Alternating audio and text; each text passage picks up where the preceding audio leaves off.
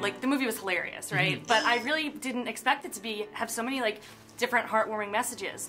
I love the scene about social media and like loving yourself. How does that speak to you guys individually? I mean, beautiful, right? It's so, because the movie is based on the stage musical.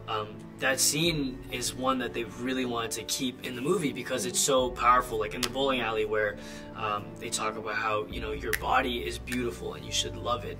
And I think that's so important in our day and age with social media, and it's so easy to want to turn on your phone and your computer or whatever and compare yourselves to a million other people, which I find doing myself all the time, right? But to just take a step back and appreciate what you have and appreciate the people that you have around you, the loved ones and the supporters, right? So I think it's a beautiful message. Yes, especially growing up, I was very insecure about my body and my hair and everything. And I was told, you know, when I was auditioning, like, oh, you're not pretty enough to play the pretty girl. Oh, you're too thick.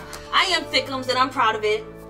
You let them know. But yes, like seeing that, I really, especially when I heard it on the soundtrack, because I didn't like before we filmed it, I just started crying because I was like, wow, like yes, like that's what I'm talking about. Like there's not enough messages out there to girls to say, you know what, like yes, people have all different shapes and sizes, and it all comes in beautiful, you know, beautiful shapes and sizes.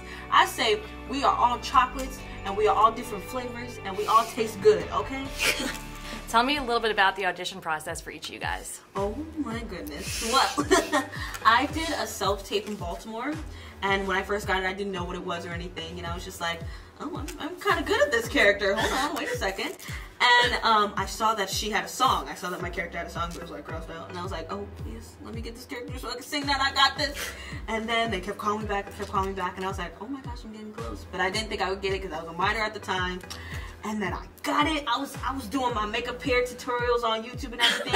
And they called me. They were like, Dara, I got some bad news. And I was like, what? And they were like, you did it. Just kidding, you got it. And I was like I was crying. My whole family was crying. It was.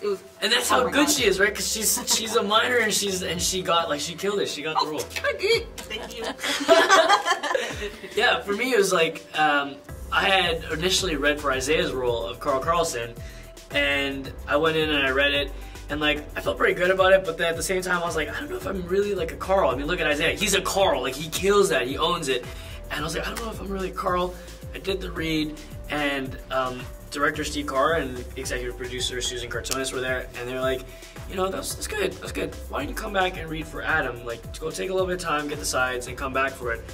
And I was like, okay, so I have a little bit of time. I'm like, yeah, I'm okay. I'm gonna go get brunch. And he's like, you don't have that much time. And I was like, all right, I'll go grab some tacos. No breakfast burrito for me. Yeah, exactly. Yeah. So instead, I'm like, I'm gonna pick up some tacos. And Steve's like, that's a great idea. I love that.